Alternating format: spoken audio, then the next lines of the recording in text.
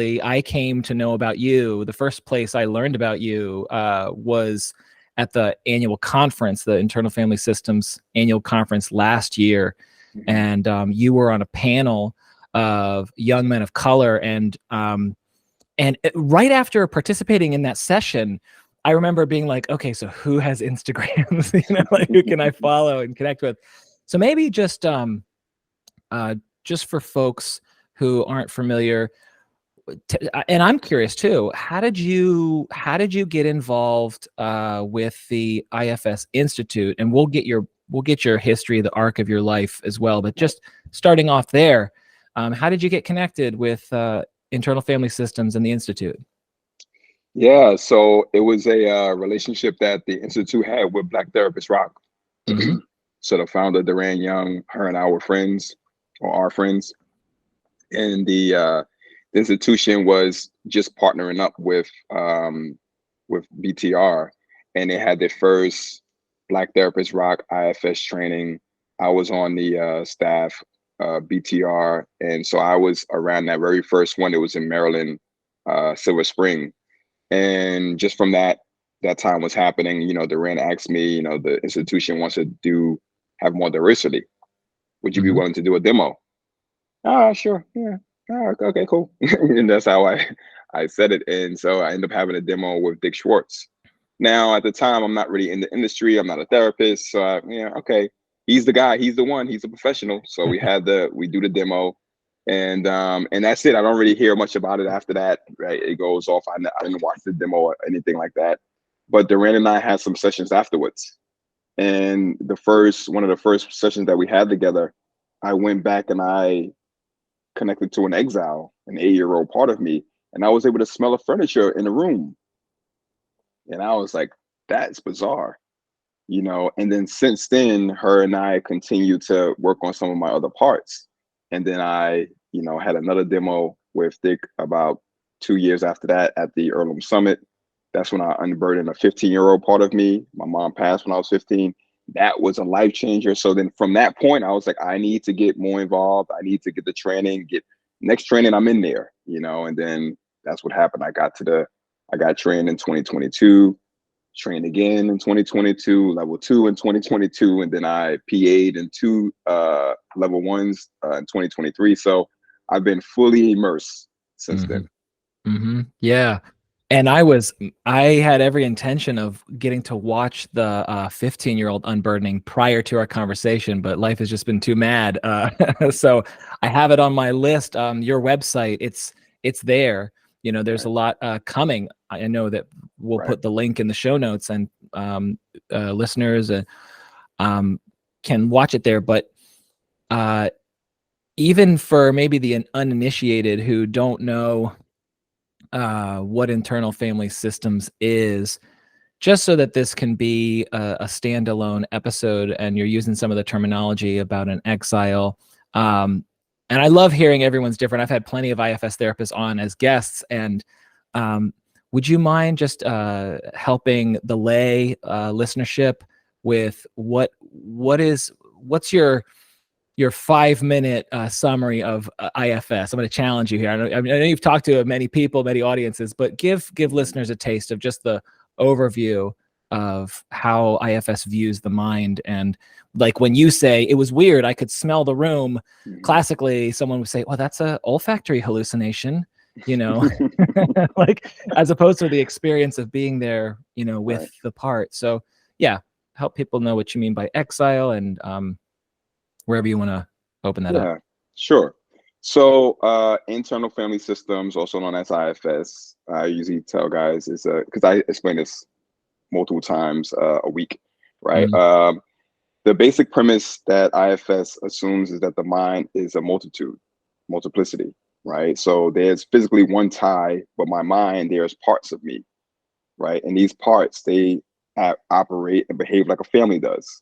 So they have hierarchies, and they form alliances, and they have, fights with each other, and some of them get hurt, some of them get pushed out of the family, right? And so when you look at the mind from that perspective, you can identify where hurts and pains and certain emotions are coming from. And these parts represents the voices that we hear in our minds, right? We all believe that the voice we hear is us, However, sometimes you can have two voices fighting with each other, and if we were one, that wouldn't be possible, and so there's the parts and then there's the self. The self doesn't get hurt, doesn't get damaged, right? Doesn't get abused, doesn't hold those energies of nervousness and fear and things like that. It's the parts that hold that. And the parts, they come in a few categories. We have one as a manager. So the managing parts are the ones that keep you in line. A lot of the time we believe we are the manager part, right? Got to do this, got to do your task, got to do your to-do list, And then you have your firefighter part. So the firefighter parts are the parts that distract you from any type of pain. If you're experiencing any bad situations, the firefighter part will come in and distract you. They put the fire out. The fire is that emotion, that strong emotion, and they put it out by any means necessary, like a firefighter would. The problem with the firefighter's behavior is that they put the fire out like a firefighter would, meaning they don't care about your artwork. They don't care about breaking your windows. The fire has to go out by any means necessary. So a lot of our fighter parts are the ones that may connect to our addictions or our escapism, things like that. And then you have the exile. So these two managers and firefighter parts, you can call those protectors. And what they're protecting is an exile. The exile parts are the parts that were pushed out of the family because they hold some strong emotion at one point. So when my mom passed, my 15-year-old part was exiled from my system because I'm 15, I'm in high school, I'm a popular, cool, smart kid, funny, not a sad kid without parents. Being sad in school would have, to my system, to my other parts in the family, would have made me feel like I have no place to be normal. Because my actual family was treating me like I'm a sad kid with no parents. I can't have my friends treat me like that too. So that sad part of me has to go away. And these other parts, these protector parts, they have to come in and be my image. And so when that happens, that part that gets pushed away gets stuck in time. Never get a chance to let go and never get a chance to grieve. And so it gets stuck in time. Life goes on, I get older, but that part stays the same age. And then there's the self. And the self is that core part of us, right? When you ask the parts to step back, the way IFS explains it, if you look up in the sky, you see the sun, they describe that as a self. When it's a cloudy day, we know the sun is still there. Even when it's dark outside, we know the sun is still there. We just can't see it. And the sun doesn't push the parts away, or the sun doesn't push the clouds away. But when the clouds do part, the sun emerges. And so that's my little brief explanation of IFS. Yeah, appreciate that, Ty.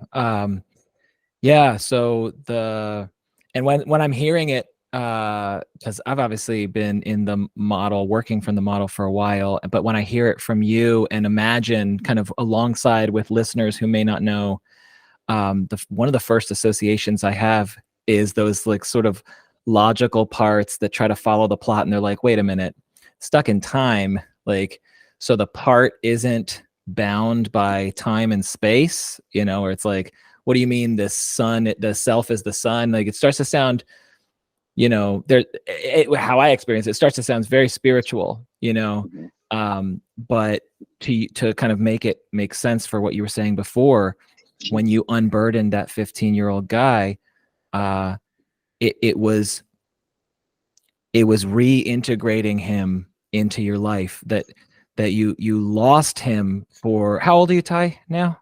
I'm 42. Yeah, 42. Yeah. So he was lost from your life for many years, and then when you retrieved him, this exiled part of yourself, he gets to be a part of the Ty Cutner life experience again, and not only does he come back and become integrated with the wholeness of you, all of his gifts come with you when he can let go of the pain and the burdens, and IFS burdens extreme feelings and emotions, and so we are these inner healers, and it's just such a vastly different model from most psychotherapies, even though it does have a lot of close cousins. There are many parts models, but yeah, I really appreciate the brief overview and helping listeners know how I even became aware of who you are. And then you mentioned level ones too in 2023. I was so excited actually to see you on the roster when I got into my level one training, and to be like, I know who this guy, I don't know anyone else, but I know Ty. That's so cool. I'll get to see Ty. And then you for people who don't know, level 1 trainings have like the lead trainer, assistant trainers, and they have program assistants. And the kind of training that is involved in this kind of therapeutic work, it's high quality control. And to learn the model and to practice the model, you need guides and assistants to be there with new therapists or even experienced therapists who are new to the model to make sure that they're getting it right and can hold space for a lot of stuff, because that stuff's intense. I mean, it's a therapy training, but it feels like a therapy intensive as a client too, day after day, and experiencing all that stuff. So Ty was very much the master DJ and in charge of music, but also all those PAs, all those program assistants play such a vital role and give vitality to the training. There was something that the PAs did, which was like a role play. And we haven't even talked about the book yet. We will. Gosh, if I were a more professional interviewer, it's Freeing the Self. I'm missing the Freeing Self. Freeing Self. Freeing Self, IFS Beyond Therapy. IFS Beyond Therapy. And you've got a chapter in that book. And that book just came out. When was it published? I believe, well, the conference was, I think, 2 weeks ago, and that's when it was officially launched. But I believe it was on Amazon a little bit before that. Okay. So it was pre-released on Amazon and then officially launched with the conference, which was October, I guess. So just last month. Right. And here's why I freely associate to the book is because when I read your chapter, and I could experience myself in those scenes. The way you write is, you're a good storyteller, and I could be transported to those scenes. And one thing that listeners don't know is in the level 1 training, one of the things program assistants were doing was role playing. And one of the role plays in this like museum model where the PAs are pretending to be different people in family situations and acting out dynamics, you were in this room with this kind of mom figure who was bugging you, and you were sitting in the chair and you were like, Mom, I think you had like a toothpick in your mouth, or you had something, but you were fully embodying that. And then, right. Like, quit, will you just leave me alone, Mom? So you had this tension with the mom figure, and I could just be transported to that energy when you were writing in the chapter about the experiences that you went through with different family members and how you were transported to different living situations and circumstances. So it's really cool to get to know you that way as well, on the heels of training with you. And I know I'm like chronologically, I do want to get to like how your story about how you became who you are today. Because many people might be like, what the hell is an image coach? Many people will be familiar with that. I would be in that camp of what the hell's an image coach before knowing you and looking you up and all that. But the book chapter, help listeners know how did you get invited to write that chapter in the book? Yeah, sure. So I was at the same thing that you watched in the conference last year. So the editors and the authors, they watched that as well, and they like what they seen regarding what I was saying, and so they reached out to me. I was one of the last people to be asked. They already had their list of authors that they were going to have in the book, and they reached out to me and asked me if I would want to contribute to the book. And I said, sure. It was important for me to get the story out, because once I was unburdened and I learned the model, I realized this is something that can heal everyone. Mm-hmm. I need to get it outside of therapy. It's stuck in therapy. It shouldn't be there. It should be, well, I mean, of course it needs to be there. It has its purpose, but it needs to be it needs to be in toothpaste. I make a joke. By the time I'm done, IFS will be in toothpaste. And so when they asked me to write the book, I thought, okay, here's my opportunity to really share my internal family, the parts of me, where their stories came from, right? Because we don't really speak about that. We're not vulnerable enough to share those deep things because we're afraid. We have parts that don't want to touch that, don't want to go there, like that 15-year-old part. As long as that part was in that attic, I called it the attic when a part is exiled. That's the analogy I like to give my guys, right? When I say my guys, I'm speaking about the men that I coach. And so I tell them, when you have a part that's exiled, imagine there's a kid who's always crying and you put him in the attic, and then you go downstairs and you turn the music up loud so no one else could hear him crying, right? That's what that part was. Once that part was taken out of that place, I can now speak about things that I couldn't speak about before. So the more work that I've done, the more I can share, the more I want to share, so that I Right. can let people know it's share these things, right? And so when they asked me to write the book, I said, okay, here's my opportunity to really lay out not only my parts, but my whole plan. As you can see, I have a whole plan in that chapter about Yeah. what I'm going to do with the model, And so I was the last one to be asked to contribute to the book, but I was the first one to finish my chapter. Yeah. Yeah. Good on you. And I totally resonate with taking this stuff outside of the therapy room. I'm associating to the last semester of my marriage and family therapy program, where they're like, you got to develop your philosophy of therapy. What kind of a therapist are you going to be, and your role as a therapist, like in the treatment room, and then your role as that's your professional occupation in the community. Mhm. And I mean, tomorrow, like I'm kind of tomorrow I'm going to a school I talked to like the different staff members at the school, and I'm like, I think I should start with the head and top down. Like, let's start to really introduce the benefits, the health and well-being benefits that the model can bring anyone. People who don't have to be a psychotherapy client to get benefit from this. I mean, to be human is to get hurt, you know. And when you're a child, of course, that's part of the model. Is the exiles are often, I don't know if you said this explicitly, but often very young, and it's the most vulnerable that carry the wounds and get exiled away, get put up to the attic, as you say. And I'm motivated to be able to help the kids and the people in charge of kids, not just parents or guardians, but caregivers like teachers. A lot of adults carry stories about how they were hurt by a teacher. Now, in your story, it sounds like your teachers were really I don't want to say fawning over you, but they admired you. It sounded like you had good relationships with most of your teachers anyway. But um, yeah, so I'm going to talk to the school tomorrow, and it'll be one of my first times talking about the model to people who are not in the therapy field, and I'm really excited to do it because I have hope that it can bring more healing and also protection to people who might otherwise not have been hurt. They could be protected from that.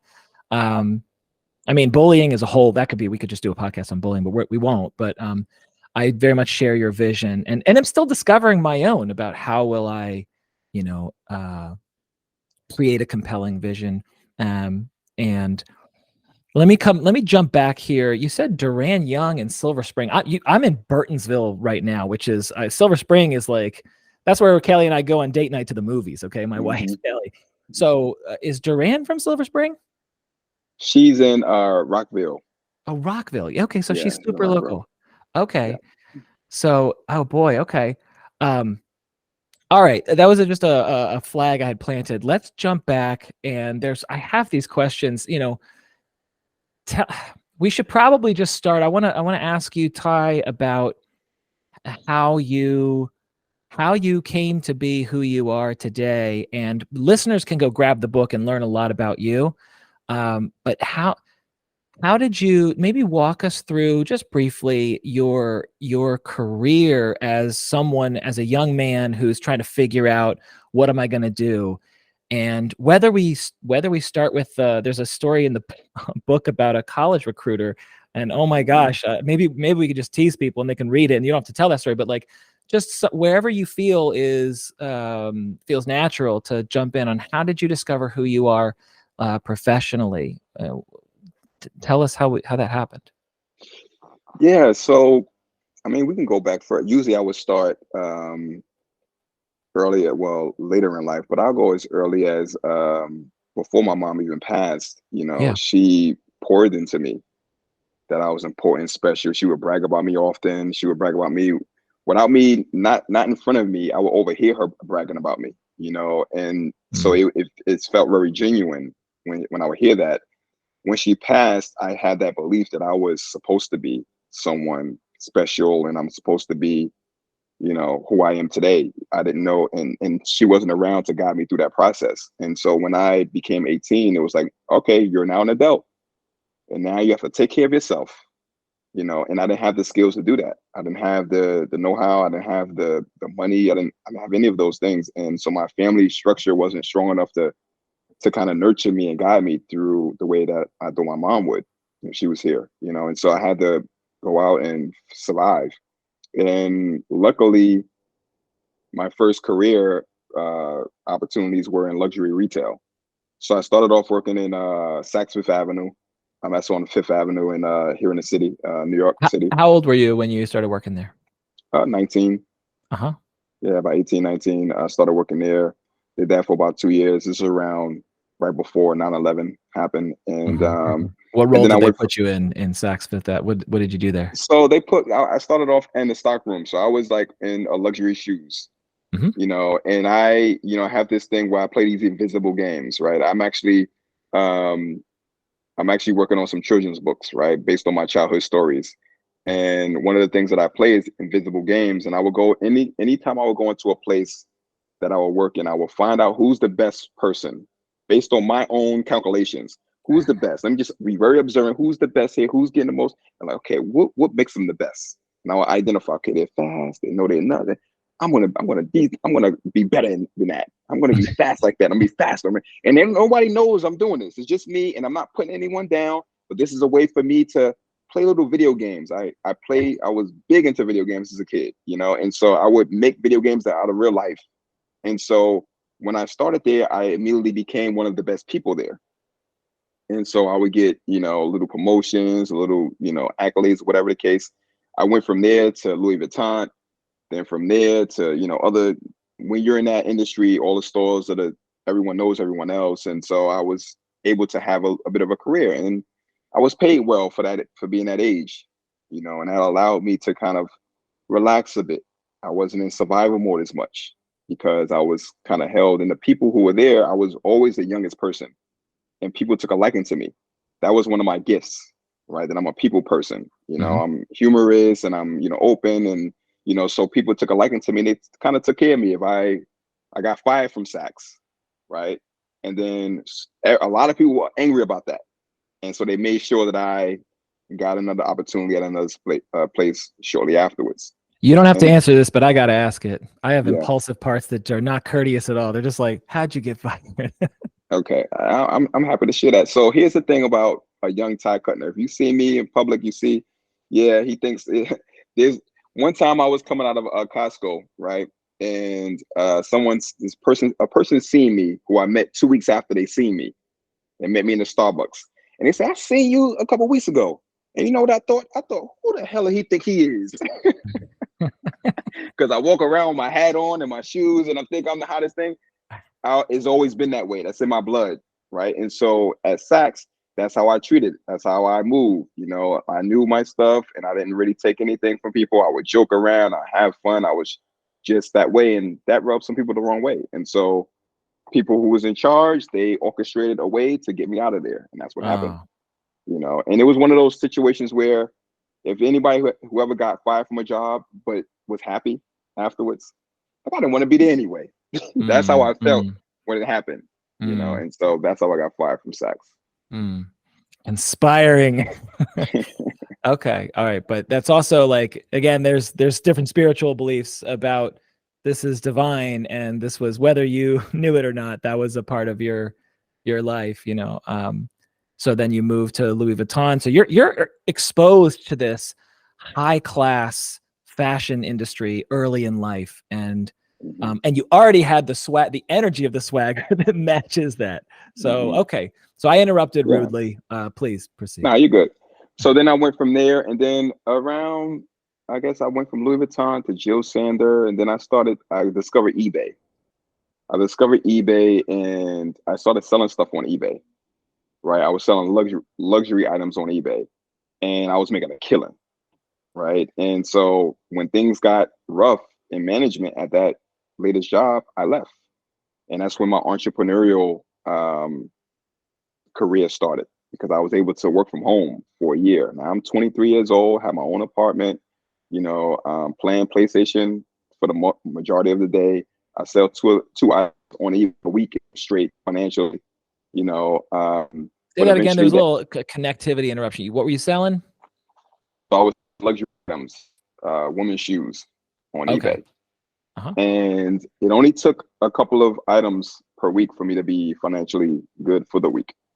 And that only took no more than an hour or two. That's all I was working per week. And so I did that for about a year until my supply dried up. And then I had to go back to work. I went back into luxury retail, but things were different for me. Like it was hard for me to work a job. It was hard for me to ask to take lunch. It was, it was a certain freedoms that I was used to now being an entrepreneur. And I was chasing that dream ever since then, trying to be an entrepreneur, trying that. And I tried and I tried and I failed and I tried and I failed and I tried, and I kept trying to do that. And then eventually, my girl at the time, she, we was together for several years. She wanted to go further. We should get married. We should have a kid. We should. Sure. I was like, okay, well, let's do that then. And we ended up having a kid and doing that. I was like, okay, now this entrepreneurial thing is not stable. I can't build a family on that. So during this time, it's the recession. Getting into luxury retail was a challenge, and I seen an opportunity to get a commercial driver's license. So I did that. I got a commercial driver's license, and I started to drive. I was driving Poland Spring truck, Poland Spring 5-gallon office water. I was delivering those for a few months. Hated it, right? And then I started working for Greyhound for a few months. Hated that. Then I started working for this company that it's called Accessoride here in New York, where you pick up people who are in wheelchairs or disabled folks. Can I And ask about that real quick? It's just from sure. what I learned about you in the book that you went to an automotive school or there was a program. And did you ever have those? Did you ever get your hands dirty, or was it always just delivering or driving? Did you ever work on the vehicles at all? No, so I didn't use anything from automotive because I was a good student. You put something in front of me, I'll do good at it. I'm playing that invisible game. All I need to do is be better than the best person. So I'm not necessarily trying to be, amazing at it. And that's what I did with my school.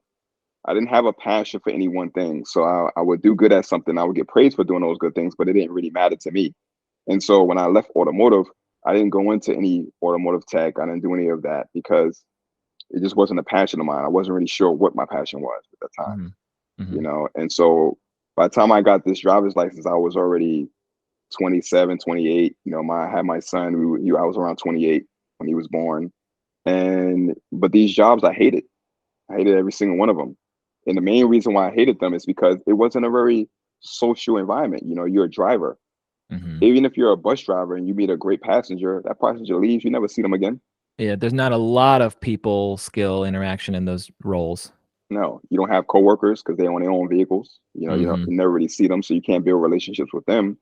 And if you have any issues or problems that's on your mind, you now have 8 hours to be ruminating over that issue. You know what I mean? And that's what I would do leading up to the real thing that turned me into a coach, which is my son mom cheated on me.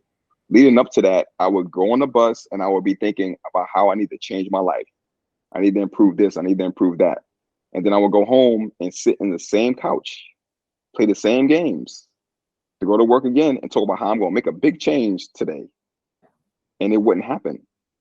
And it was that me being cheated on is what really, that was like the last straw. Like, okay, the last thing we had a great family. We had a beautiful girlfriend, beautiful son. Now we don't really have that. Now what? And that's when I had to go into action. So that's really what turned things around for me. I said, after months of trying to work things out, I said, you know what? Look at me. I'm not living the life that I'm supposed to live right now. I'm a bus driver. My social life isn't where it needs to be. I'm not doing anything entrepreneurial. It sucks. Like, what do we want to do? And I was watching The Godfather one day, and I said, well, Michael Corleone want to handle his problems like this. We need to take some action. And I looked at the men in The Godfather, and I said, they dress like they mean business. Look how you're dressed. You're not representing yourself like an entrepreneur. In parts language, it's amazing that The Godfather was the tide turned. There's all this stuff is interconnected and interlocking. But Michael Corleone, which part of you was kind of saying, look how why aren't you dressing better, or look how you're dressed? Do you have clarity on Yeah, that? definitely. So because my mom planted in me that I was special and important, I had a part of me that believes that I'm supposed to live a very significant life. Hmm. That unless I'm doing something, unless I'm changing the world, I'm not living my life properly. No pressure. Yeah, and see, the thing is that there's this golden child ideology that we have, especially in the Black community, right? Now, my lady who I'm dating now, she's the golden child of her family. Hmm. But for her, it's a burden. For me, I'm the golden child. Right? I definitely am the golden child. That's how my parts took it. It was like Uh, I am definitely, of course, I am. Let me show you how. So me living in significance wasn't a pressure. mm, That was my declaration, hmm. and I wasn't living that. And so that part of me was like, you're not living that. You're not living that. You're not out there, and that's why you're not happy. Another psychotherapy model would just say that's part of your conscience talking to you. You're betraying your values. It wouldn't go the next step to actually personify it and say this is a being inside of you who's trying to guide you and help you. Hmm. Yeah. So okay. So Michael Corleone, well-dressed man. Okay. So pick it up from there, Ty. Right. So I started to wear my professional clothes every day for no reason. Same clothes. Now remember, I came from luxury retail, so I had some designer professional wear, Hmm. suits and things like that, a small little handful of things. And I would wear that to the mall, to the grocery store, like just anywhere. And I noticed how people responded to me. They looked at me different. They treated me different. How about how you And responded to you? Just I know you're talking about interpersonally, but when you put on something, when you're donning these clothes, how did you feel differently inside? the day before, there was a day where I said, tomorrow I'm going to be dressing like this. The day before, I was so excited because it felt like I was preparing for something. Hmm. And so when I got dressed and I looked and I first went outside, because at first I was like, okay, let's see how it looks. See, because I'm not going anywhere. Normally, I will only wear these clothes when I was going somewhere. I'm Hmm. not going anywhere special, right? And so when I noticed, I can just notice how people responded. When I looked in the mirror, I said, what are they responding to? I was like, oh, that's what it is. Now, this person that I am, this who I'm becoming, how I'm presenting myself now, is not a bus driver. So I stopped going to the job. I didn't quit the job. I just stopped going, right? Like the things I was doing, playing the Xbox and all, I could not do that anymore. The parts of me that was doing it was firefighters, whatever. They was like, no, we're now, we could see a future. We could see a path. We could see better. Let's not waste time here. Let's go and do things in this area. And so that's how it started to turn for me. And then before long, I was the COO of a youth organization. Hmm. Yeah. So that transformation happened, and it was born out of this painful event of being betrayed, being cheated on, and then taking stock.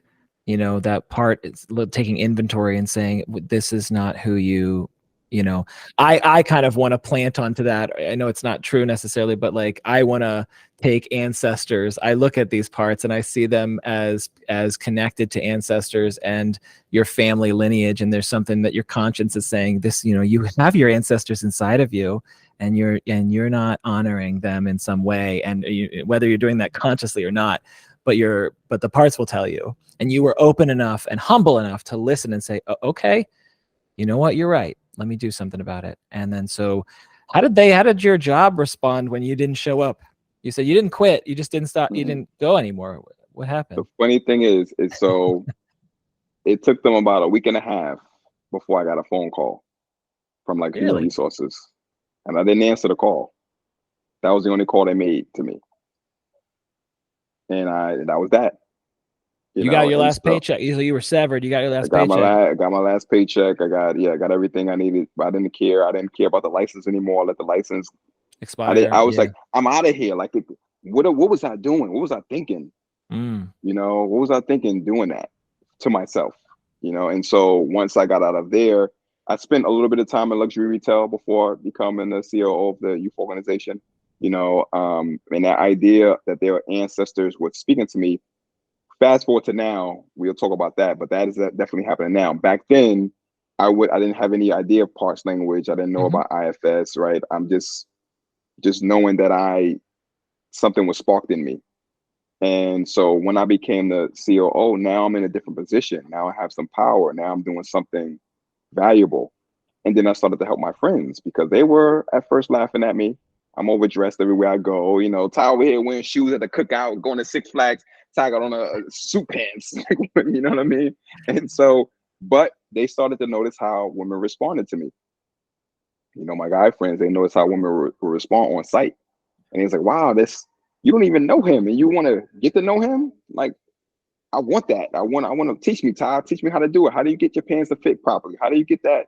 And I started to teach them, you know, and I realized that it's not just about clothes. The behavior as well has to improve along with the attire that you create. And so that's where the image coaching came from. So it wasn't just like a style training that I was giving them.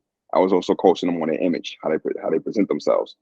And the first friend that I taught, he was the CEO of the organization. He started to gain more money for the organization instantly. He started to date in a different caliber instantly. He was chasing after a principal, and it just wasn't.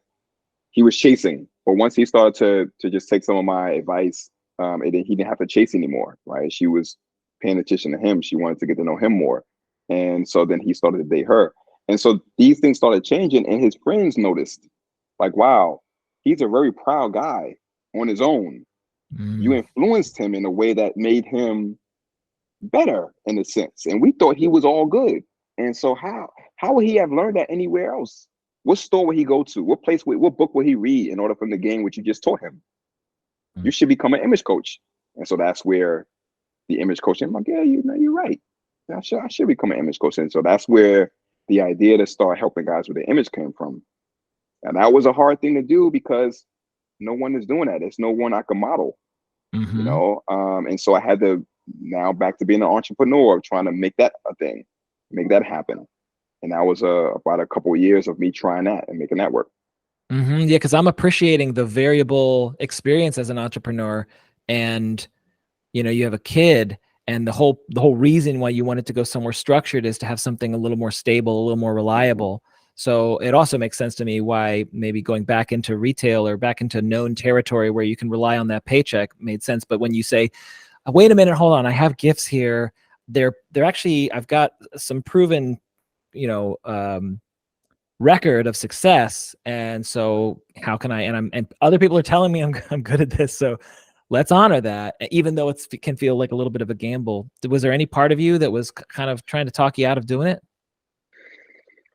No, it was parts of me that was like, how can we figure this out? How are we going to make it happen? You know, it was rough. There was some times where it was rough because the reason why I started this is because my girl cheated on me. Now we were still trying to work things out. Even during this time of me becoming an image coach and, you know, working at the youth organization, we were still trying to work things out. But there was still this pressure of, I have to get myself together. I have to get myself solid, right? I have to identify what's my path. And that's more important than whatever this relationship is going to do, right? And so I had to focus on that and build that up and get that solid and really work at it. And it was like I was going to die on this sword.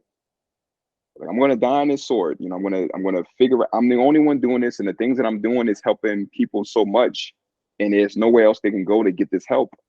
And I'm uniquely capable of doing it. I know I can make it happen. I know I can become successful doing this, but it was still challenging. It wasn't easy. I didn't have any blueprints, you know? And so I was still working on it for time and time again, but that helped me improve myself, right? I knew when I was selling shoes on eBay, I just had a great product. I was a good timing, good place, right time, you know. That was a gift. You know, I was on easy mode when I did that. Now another video game reference. Exactly. That was on easy mode. So in order for me to really make it happen, I got to go back to the tutorial, really learn how to be an entrepreneur, really learn the things I need to do, be disciplined, like learn all the things that's going on. And I got to a point where I realized I don't think it's just about my knowledge in business that's stopping me from being successful. I think something else is going on mentally with me, right?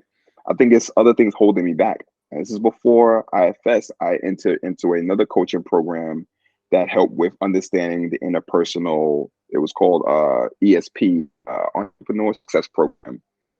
It was it had this program where it helped you just like look at the world in a different place, different way. And that offered some help. It helped me identify that it wasn't just about my business skills that was stopping me from being successful, and that helped a lot and that improved me. And then I just continue with my networking and continue, knowing people. I use my people skills. And then that's when I met my good friend Ed Baxter. So that's when I got into the relationship coaching. Mm. Is that the genuine attraction? That's genuine attraction. Yeah. Yeah. Tell listeners about that. Yeah. So, while I was identifying how to build a business, I ended up purchasing this training called Zero to Launch. And the guy who does it, Ramit Sethi, he actually has a Netflix special now. I Would Teach You How to Be Rich, right? And so back in those days, he had this training called Zero to Launch. I purchased the training, and it helps you build an online business. Then he had a upsell, an accelerator, right? Work with our coaches. I was like, all right, bought the upsell, right? And then the upsell, you have an accountability partners. And so it was 5 people who were in our accountability group, and only 2 of us were active. That was me and Ed, right? So Ed had a similar background where he went through a betrayal in his marriage, and now he wants to, help guys. He wants to help guys out. So we were working on that together, kind of parallel, and his thing started to blow up after a few years. He was really dedicated. He's an engineer, and it started to blow up. And he reached out to me and said, "Ty, listen, would you want to take on some of these calls?" Because by that point, I was doing calls. People were paying $3,000 for my image coaching training, and so I was used to doing one-on-one calls to sell on that high ticket product. So I said, sure. I know this model. I know how to help guys out of this pain because I've been there. And so I went through his training, and I started to sell his training in October of 2022. And I've been doing that ever since. I did that for 3 years straight. I was speaking to 80 guys a month, at my height, and it was very fulfilling. And so that allowed me to now have some stability because he was working the machine. All I had to do was take the calls, and now I feel like I was on a team now. And so that allowed me to kind of settle in to who I am and settle into the other projects that I want to do. And that's around the time when I discovered IFS and Duran, and, we started to go from there. Mm. So help people know, there's a couple of things I want to ask you about.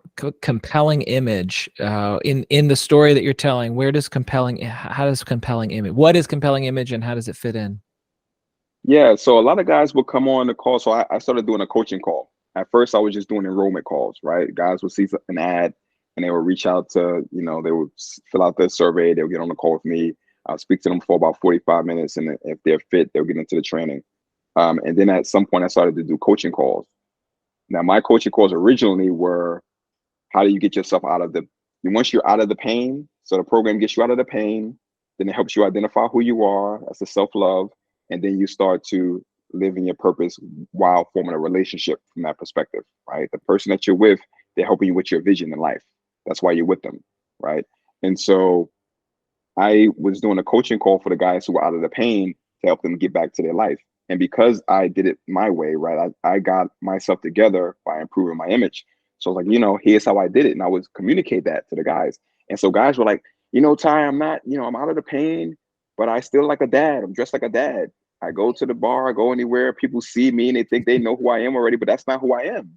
But I don't know how to be anything else. Can you help me out? I'm like, well, you're speaking to the right person, And so I started to slowly, I was like, I'm going to build something for you. I already had trainings, but I wanted to build it from this context, from a context of you were betrayed, you were living your life for someone else, and now it's time for you to have that epic comeback.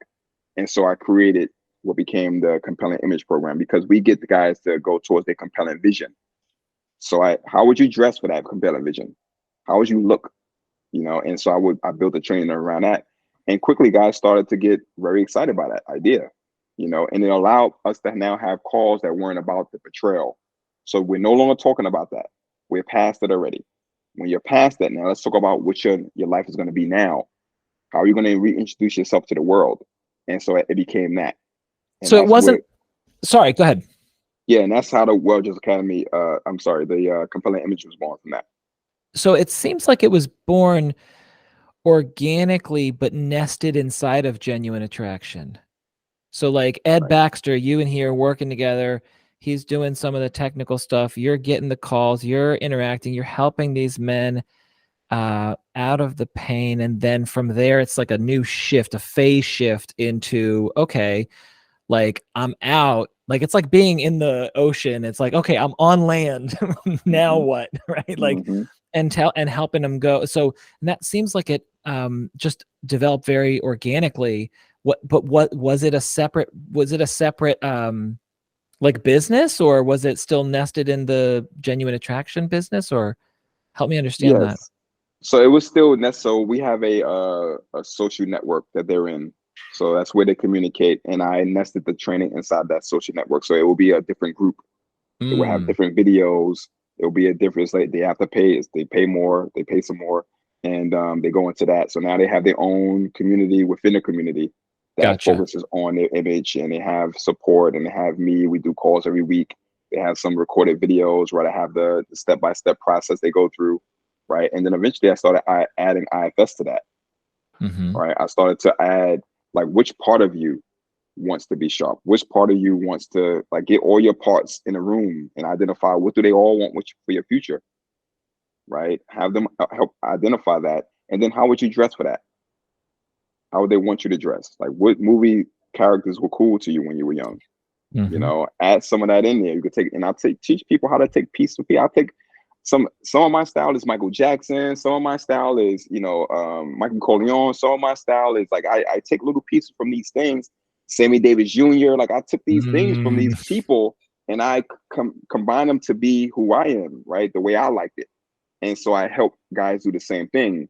And that was create their new image. And now that you have this new image, what kind of life do you want to have? mm-hmm. Right. Let me ask a sub question.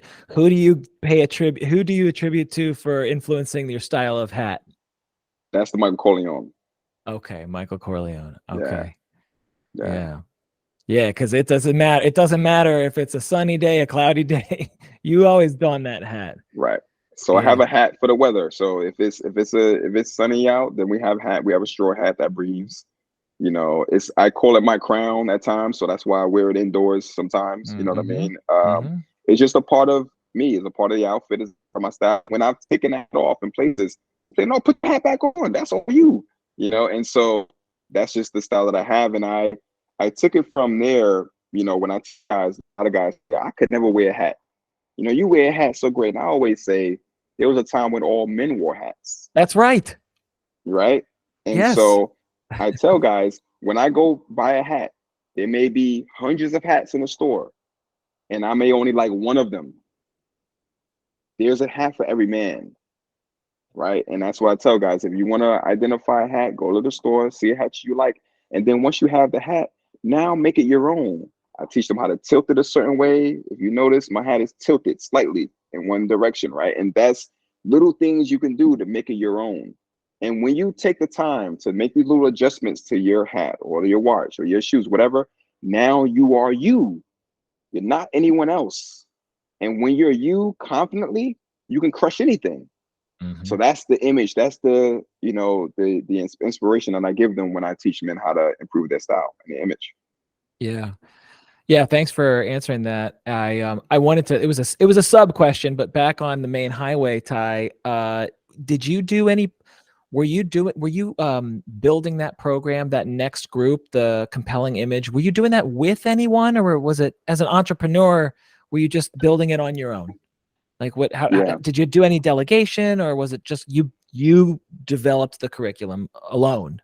Or did you right. bounce ideas off of Ed or anyone else, or No, so this training was probably my fourth or fifth image coaching training. Mhm. So I just evolved it from my last trainings that I've built. I've been Okay. building trainings since 2016, 2015.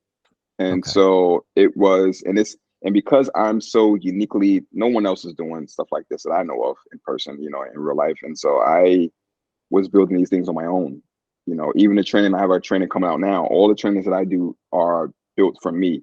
And I may have people around me who I may toss some ideas around with, but it's a training that came from me, from my experiences and how I help people. Hmm. Yeah. So how does Well Dressed Academy fit into all this? So was it after Compelling Image? So Or Well Dressed Academy was my original image coaching training. I okay. was calling it Well Dressed Academy, and I call it that because I wanted to be like a school.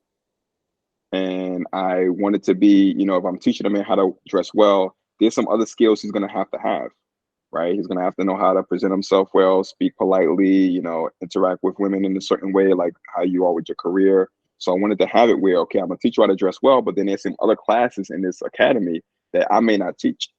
I may have other people who are teaching those classes because they're experts. Um, I relaunched Well Dressed Academy recently to focus on young men and boys. So now Well Dressed Academy is a training that goes into schools, right? When I unburdened that 15-year-old part of me and I updated him to my life and he started to see how things were, he was in a place where time stayed still for him. That was 1996. He was in the 10th grade. When I show him what my life is now, he wanted to be involved. Like one of the questions you ask in the healing steps is, well, what kind of job would you want to have now? What would you want to do now? And he wasn't really sure at first. But once he started to identify what my life was, he's like, well, I kind of want to go back to school, and I want to help kids that were like me. I want them to be able to. There was a part of me that felt like I would never make it, Mm, like that I would die without like realizing my gift and talents and like making something of myself, right? And there was a part I was worried about that. So this 15-year-old part is like, how can we go in and help the kids who were in our predicament? And so that's what the Well Dressed Academy became. And so not only is that 15-year-old helping me build that training, but my younger parts, who I also updated, right? They wanted to help too. So there's the students earn these badges, right? So here's one of the badges. So, 'cause I think I might have had one on in the training. You may mm, have seen like this little pen that I have. So this one is the preparedness badge. And so there's video game elements in the training. So they go through a 6-week process. Um, each of the weeks have a lesson. Each of the lessons are connected to a video that their family will watch that reinforce the training. Like my mom reinforced me. She made me believe in myself. So that level one of the mm, training helps them identify what their natural gift and talent is. Because when I ask them, I'm in a school now, in a high school in the city, and I ask the students what do they think their talent is. 9 times out of 10, somebody's going to say, I'm good at basketball. I'm mhm, good at soccer. They're going to say some type of athleticism. mhm, And I'll say, okay, not that. What other talents do you think you have? And they can't really name it. And if they can't name it, then they're not utilizing it, which means that they're probably trying to be something else. They're probably trying to gain a talent from outside of themselves. Be like this person, be like that person, right? That's where the mm, problems come in because they overcompensate. They have parts that overcompensate trying to be like something else. And so mm, I help them identify that gift and talent within themselves. I get them to recognize it in IFS term. This will be a U-turn, right? So in IFS, we look into ourselves and see if we can identify what's going on within us. And so I give them an assessment. And that assessment use science to identify what their gifts are. And then I have them recognize it within themselves. And then I teach them how to use that in real life. How would you use that gift? If I had that gift, here's what I would do today with what I'm going through in life. By the time they finish level one, they know who they are. Level two, I teach them how to be themselves. This is where the style stuff comes in place. How do you be yourself? How do you have your own unique style so you're not trying to be like anyone else? And then we go further into create your own community of friends. School teaches students that playing in the world is a single player game. Right, in school, you get your own grade. I get my grade. You get your grade. Only time you can team up is when a ball is involved.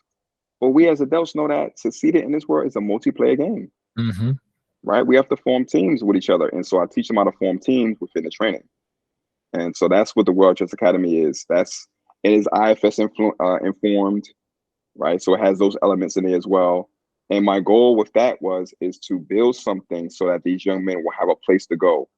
So eventually they will be helping me build World Chess Academy. Their talents and gifts will be used in creating and helping the kids of the next generation, right? So now they have a place where they can be themselves.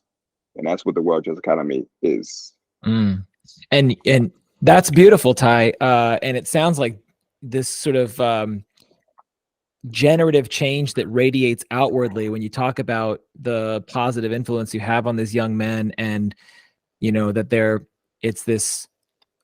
I just kind of visually imagine them integrating their gifts and skills into the vision and mission of the organization, but then training others, or influencing others. But for you as the founder, right? Have you hired people to take up more, have new positions formed in the organization?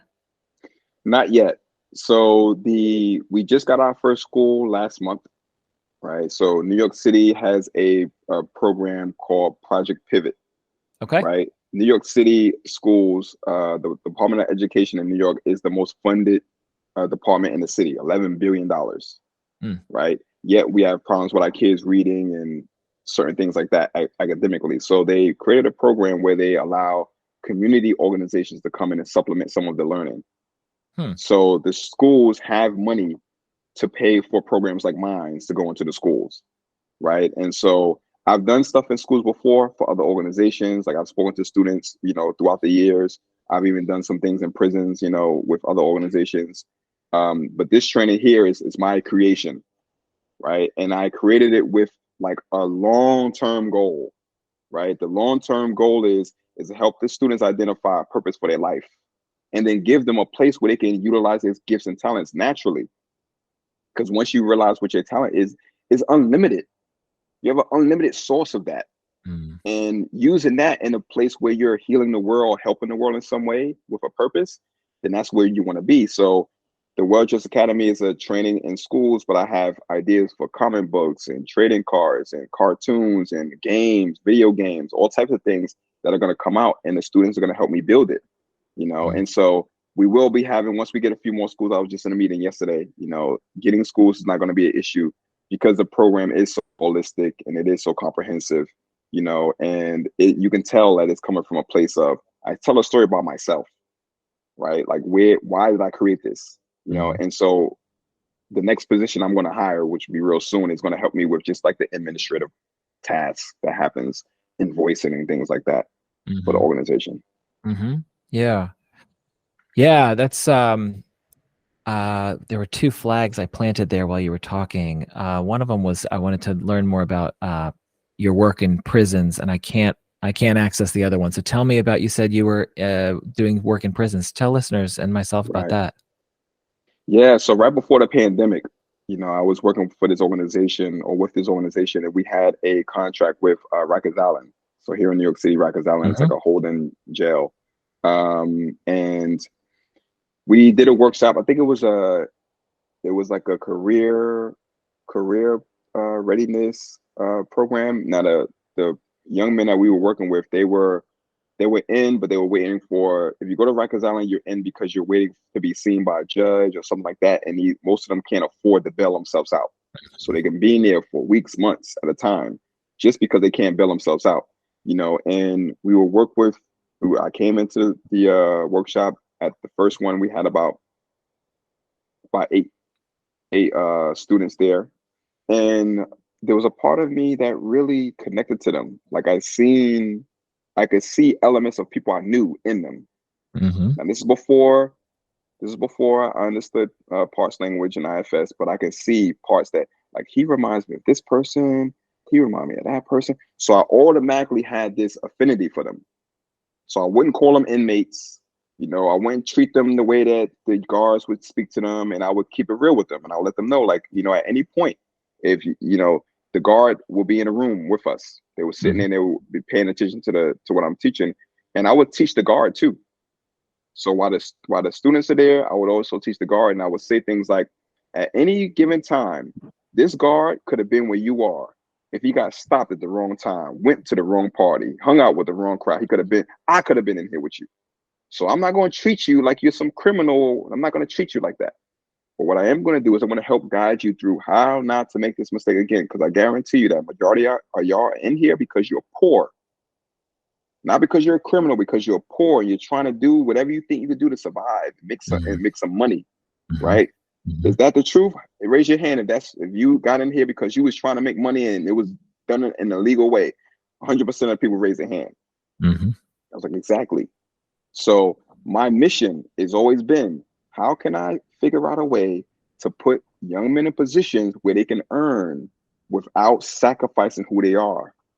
But not only that, but they can do it by being who they are. They want to be athletes. They want to be rappers. They want to be influencers because they believe that's a path out. I could be a rapper. I'm good in basketball, right? I could Mm. be an influencer. It's like, no, you got so many more talents you can do as well, but you don't have the outlet for that. That's why I create these creative visions like Well Dressed Academy, right? No one's never seen something like this before. The game I'm going to create, what it takes to make Well Dressed Academy a success. It takes content. It takes edit videos, all these types of things that are needed in order for it to be successful. That's the positions that I'm building, for these young men so they can have an outlet. Mm. That's a really noble cause, and I'm just in my head. In my head, I'm just saying, "Amen, amen, amen." I'm so, sympathetically grateful for you doing this work. And it's interesting too, because when you're doing work that feels aligned with your purpose, it almost doesn't seem like work until you get to the unsexy administrative stuff, and then you're like, "Well, that's why I'm hiring that other position." Exactly.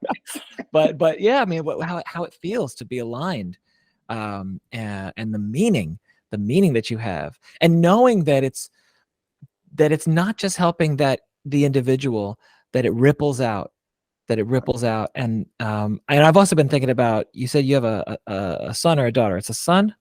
He's Yeah, yeah, 14. yeah, 14, right. Mhm. So I've been thinking about him as we've been having this conversation also, in and out.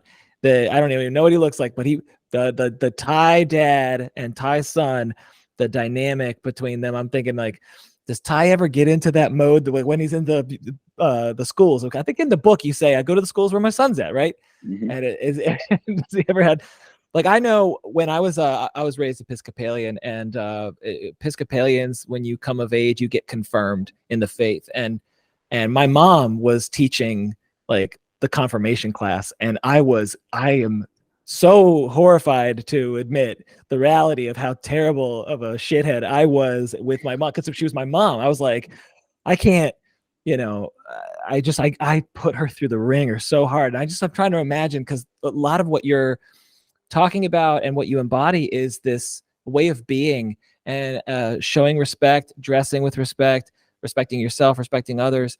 And I've just been imagining, what is it like for your son, if dad comes in and starts to talk about this? What is it like for you? I also fantasize about getting compliments if your son is like really well dressed or really well behaved, and people are like, oh, like I've done that when I have family members come over and there's 3 sons, and the mom and dad come over and the sons are so respectful. They're so well behaved. And I don't give them the compliment. I give the parent the compliment. Mhm. I'm like, I admire you as a dad. Teach me, right? Like, Mhm. anyway, I'm totally rambling here. I remembered what I was going to ask you about. We also planted a flag about ancestors. You said we'll talk about that later. So Right. we'll come to that in a second. Totally respect the boundary if you don't want to get into this, because it might be, intellectual property or whatever. But I am curious. You mentioned that the assessment is scientifically based, that helps them understand, what their gifts are. Would you be willing to share with myself and listeners even just a glimpse about kind of what that some of that looks like, or what some of the questions might be, or some of the outputs, and what people learn when they do take that assessment? Sure. Yeah. So the assessment is based on, I have the book right here in front of me, is based on leadership behavioral DNA. So I'll give you the book here. And so here's the book for the listeners. Okay. And it's Discovering Natural Talents and Managing Differences. And this book it has these different categories that we put people in based on their assessment, right? And the assessment does most there's 3 selections. You could put most like me, or least like me, right? So you'll have 3 different questions, and you'll say that most likely, least likely, and it's about 46 questions. and what it spits out is what you are. So I'm an engager, right? So I'm a person who I engage with people. I'm a people person. I sell with enthusiasm. I can sell from the stage. Like that's who I am. My son is a community builder. So when you're around him, he wants to bring people together. Hey, yo, come over here. Don't give him to play with us. He'll bring people together. My lady, she's a relationship builder. Her best days is when she has great conversations with people.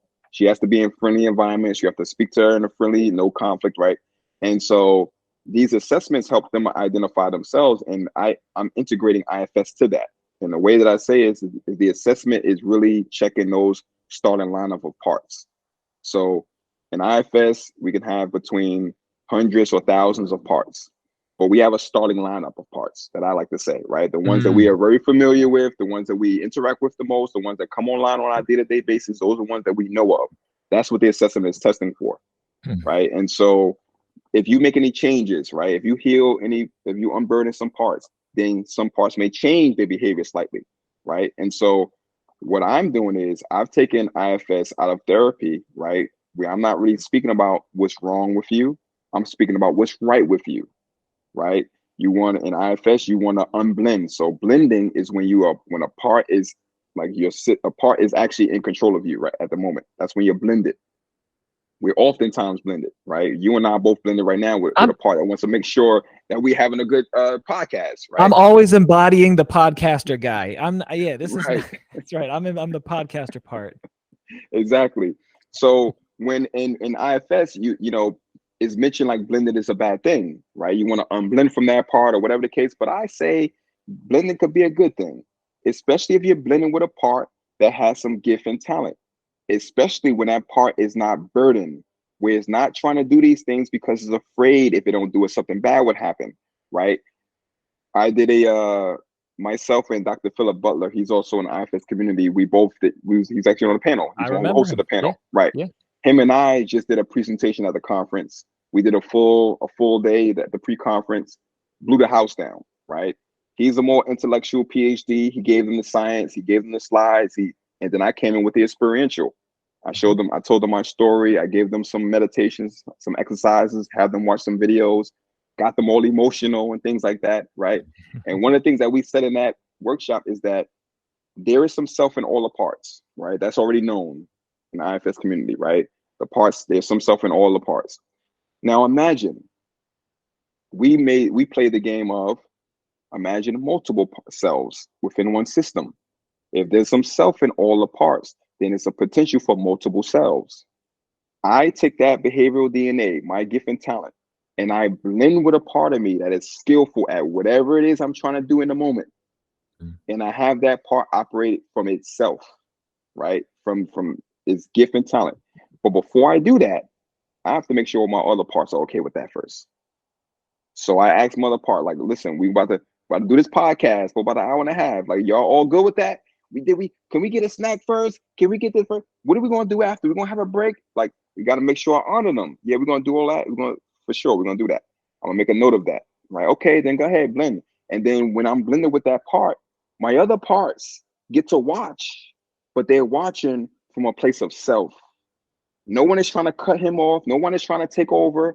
Just like when we're in a session, when we do demos and the training, and you have a demo with the therapist and the client, and then you have all other participants and holding self-energy for this interaction. That's what my parts do internally. And we all know how much more powerful a session is when there's self-energy being held. Absolutely. So when I'm blending with a part from its self-perspective, while my other parts are holding space for that part, I can do amazing projects now. I'm basically a superhero. And that's what I'm giving to the young men. When I teach them what their gift and talent is and have them see it within themselves, and then teach them how to use it from a wholesome place, from a place of that's who you are, that's your character, that's yourself. When I teach them from that perspective, now they get to advance that skill and talent. So that's how I blended these things together.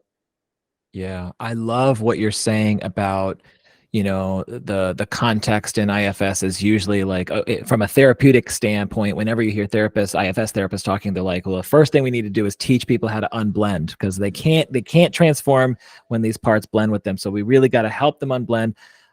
Everything else trickles down from that moment, unblend, because parts can be problematic.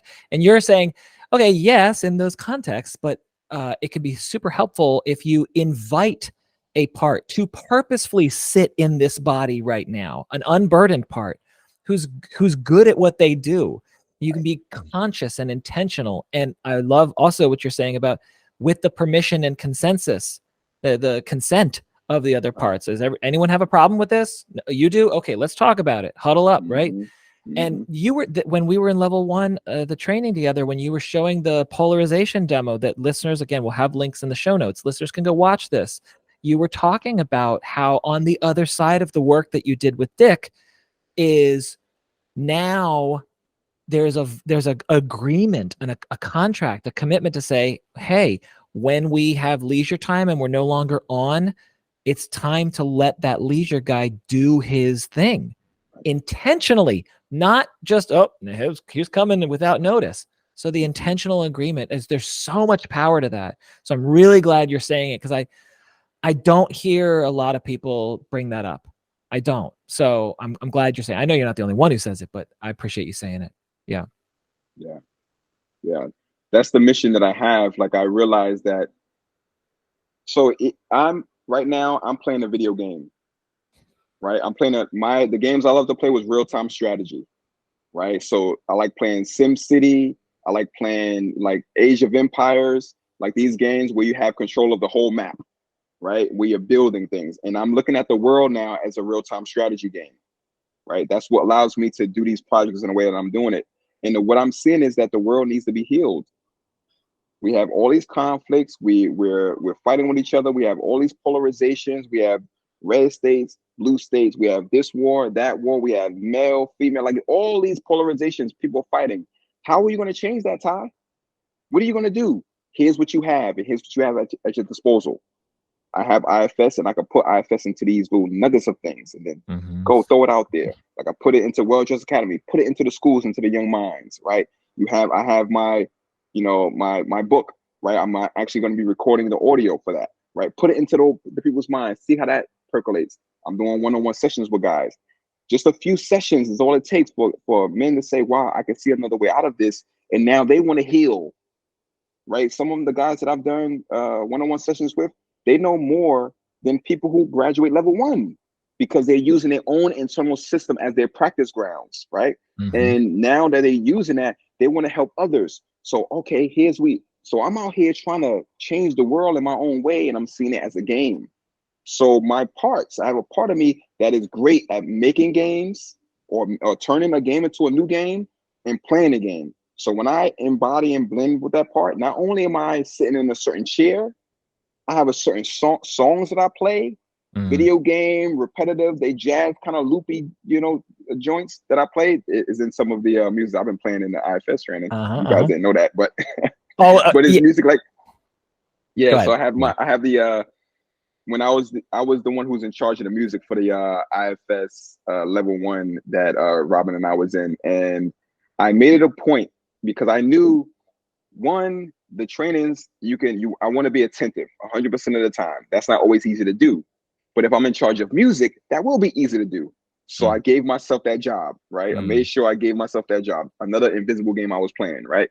And so I allow the more I get to know my parts, the more I get to know what they like, right? Like that 15-year-old, when I unburdened him, what did I do? How did I really update him? We spent time doing the things I know he would like.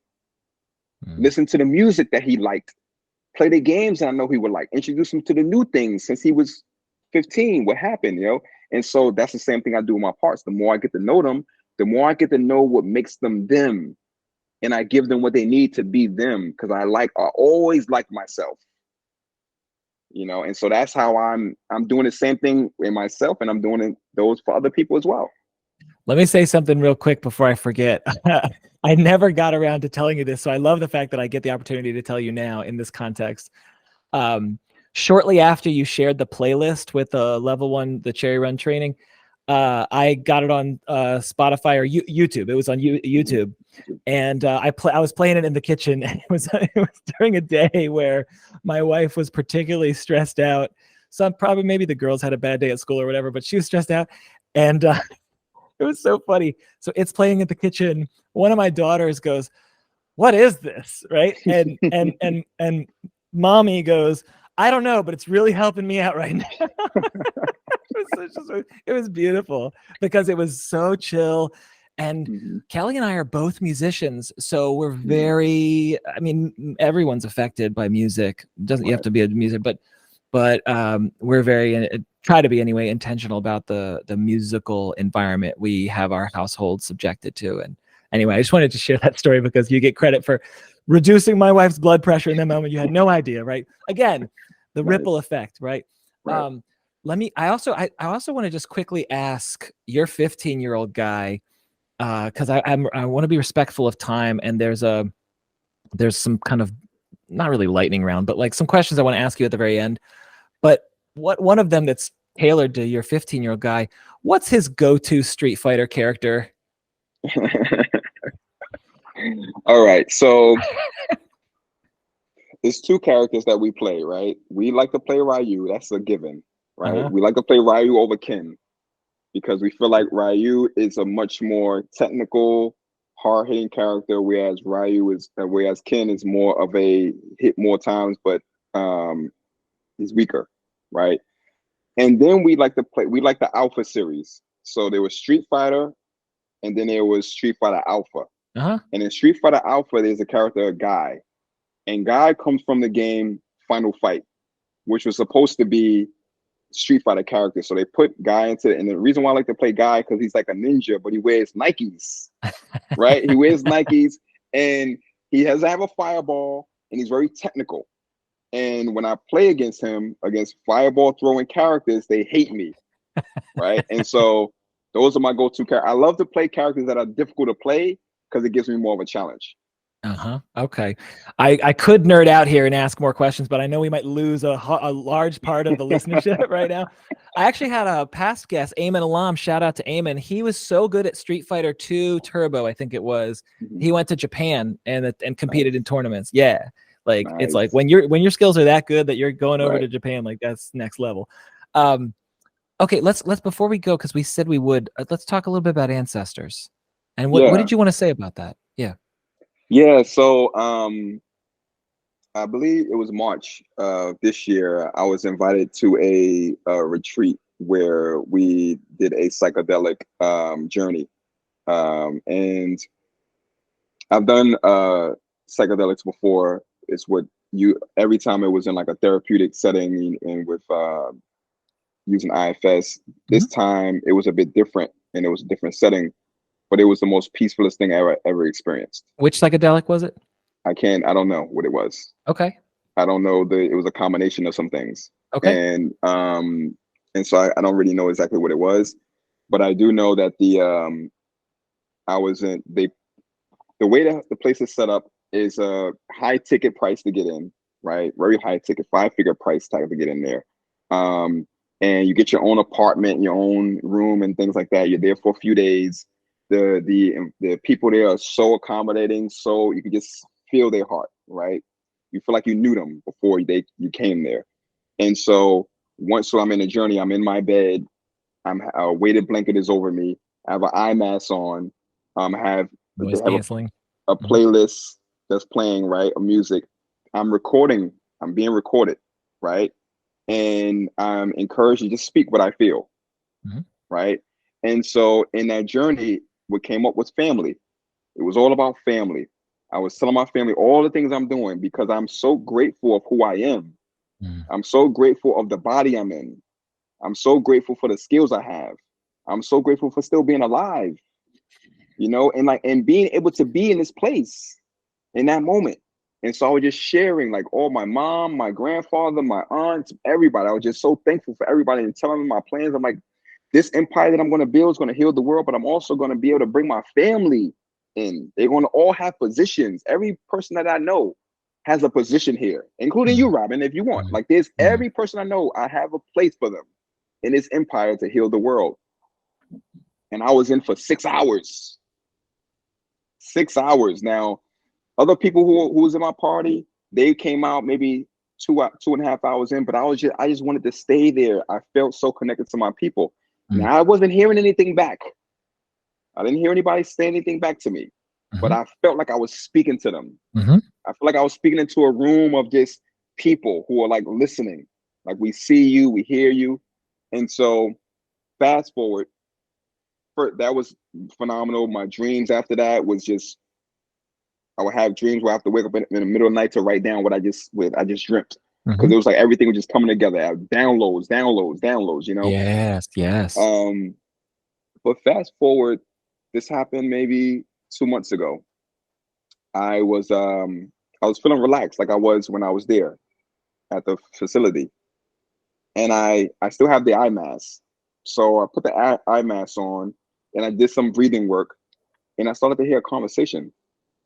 And the conversation was between my mom and my father. Mhm. And they was talking about how they're proud of me. And they were talking about things of right now. And as I'm hearing this conversation, strong emotion came up Absolutely. where I'm crying. And then I started to laugh because I was crying. I was like, whatever's happening is affecting me enough that brings tears to my eyes. I'm happy about that experience. Mhm. And it happened several times, right? During that, it's all a span of 15 minutes, right? It happened several times. And then when I came out of that, I had a journal, but I was still hearing. I was still, now, so I'm writing down, I'm here, I'm crying, I'm laughing, crying, writing down. And then I did one of these things, like a realization. I was like, I have a part of me that's my mom. Uh-huh. Yeah. This part doesn't say I or we. This part says Tyron. And this part is very encouraging to my other parts. And I was like, and that part was like, Tyron, how would I ever leave you? I've Mm. been trying to get in touch with you for so long. Right? A real quick story to just Sure. cover this whole thing. Yeah, please. I attribute Duran Young for introducing me to IFS and bringing me into the IFS community the way that I am. Like, I have a sense of like, people in the IFS community treat me as if I'm a celebrity, and they give me a lot of gratitude for the stuff that I do and my vulnerability. But Duran and I met online at first, right? She listened to a podcast that I was on. She heard I was a CEO of a nonprofit organization. She needed to see a COO. She reached out to me. When we finally met in person, it was on a trip in Vegas. She wanted people on her team. And so she invited me, a few other people to this trip. When we was leaving, right, we were the last two to leave. We spent some time together and we connected with each other. She was supposed to be in a plane that left earlier, but I was like, Duran, it's like your plane is gonna leave at 6. It's 2 in the morning. We still hanging out. You just get on my plane, right? So she ended up getting on my plane. Got on. They found her a layover seat. Um, we flew into Baltimore, and I was going to be taking a connecting flight to New York. So my flight, my plane's boarding, and then my plane is now people are taking people off the plane because my plane was struck by lightning when it came in. So they canceled my flight. And so I called Duran. She said, well, I'm still here. Come with me. Right. So we went to her house. Now, her and I'm at her house. She's not Big Duran. You found her. She's now Yeah, a regular yeah, person. yeah, Then she had yeah. to pick up a kid. So now she's not Big Duran. Now she's She's a mom. mommy. That's And right. the kid is like, hey, Ma, who is this? Like, she talking to her. And now she's trying not to be a mom in front of me. But I'm just so tickled by this. And Mhm. that solidified our bond. Mhm. I can't tell you how many times Duran told me, I think your mother sent me to you. Mm. And when I tell that story about lightning striking my plane, okay, like I get it now. I see, I understand. Yes, Mom, you've been trying to get to me. I couldn't really connect to that part as long as I had that 15-year-old sad about that. But now that I've connected to that part, that is like 100% encouraging. All my parts are happy.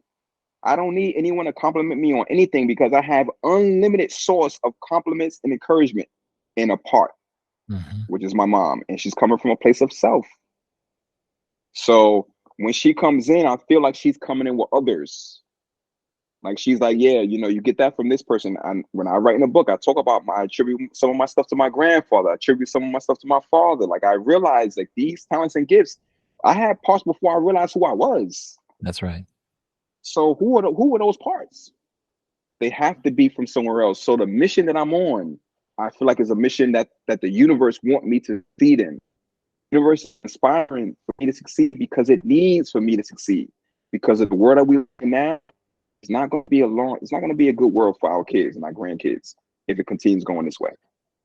Yeah. Right. And so I have all the powers and all the gifts and all the talents behind me to help me succeed in this way. Yeah. Thanks for sharing that story, Ty. I have in service of respecting our parts, I have an agreement. I have a panel of 5 scientists, and one of them, he embodies the energy of Richard Dawkins. You may or may not know who that is, but I know who that is. Huh? I know who that is. Yeah. Yeah. So he has the English accent and everything, but he told me, he was like, look, you can talk to sort of your inner circle, but that blabbermouth podcaster can't talk about its notions of ancestors publicly. So until I get permission from that guy, I basically just want to yes and everything you're saying. I will say that whether I've taken ketamine and in an IFS retreat with other people who have been able to visit ancestors, their experience was very real. There are logical, skeptical parts. They're like, even the therapists are like, do you think it really was your ancestors, or was it just like the experience? You can visit ancestors on a meditation, on an insight timer. There's ancestor meditations, and and they're not necessarily my grandparents or great grandparents, but they're deep ancestors. They're old ones, wise ones, and their messages telepathically make me cry. My wife sees me doing a meditation. I'm on the rocking chair in the living room, and she sees I'm crying. It's like there's an experience being had here, and it's very, very powerful. And I appreciate you saying that. I wish I could say more, but we're also coming up on time, Ty. Was there anything else I wanted to ask you before pivoting here? I just want to thank you for your work. Thank you for your willingness. When you were invited to contribute the chapter in the book, I don't know what your writing process is like, but for where you were willing to go and be vulnerable, I appreciate your writing style where you'll have a parenthetical and you'll be like, I had to say, a part had to say that, like, or there's a trailhead here to look for, because it's also embodying a lot of humility that that we're no matter where we are in life, we all are still learning and still figuring this stuff out. And I applaud you and commend you on the good that you're bringing into being in your own way. So I guess with that, let's pivot over here to these questions. I have other questions to ask, but we gotta wrap it up. So this is kind of in the spirit of a lightning round. I don't know if you're familiar with Inside the Actor Studio and the great James Lipton on the Bravo network way back when. But until I have my own original, he is the Godfather interviewer, and I'm going to basically apply his questions to you, and you answer them. You're allowed to pass if you don't want to answer it, okay? Cool. All right. Okay, Ty Cutner, what is your favorite word? Probably Tyrone is my name. What is your least favorite word?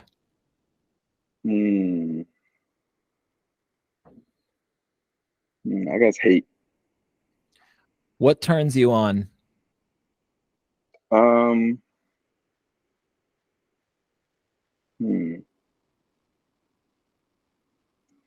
think joy and excitement, laughter turns me on. What turns you off? I guess doubt. What sound or noise do you love? I can't say that one. Okay. It was about to be something that turned me on. But the sound that I like. Or noise do you love? Laughter. What sound or noise do you hate?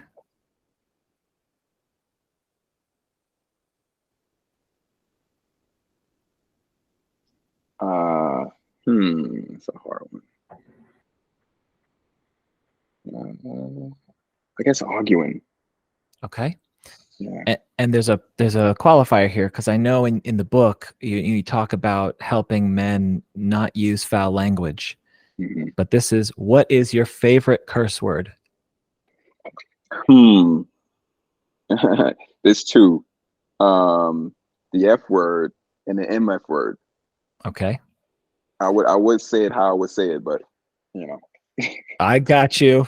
I got you. This part's not going to let you say it. That's for another part in another context. Right. All right. What profession other than your own would you like to attempt?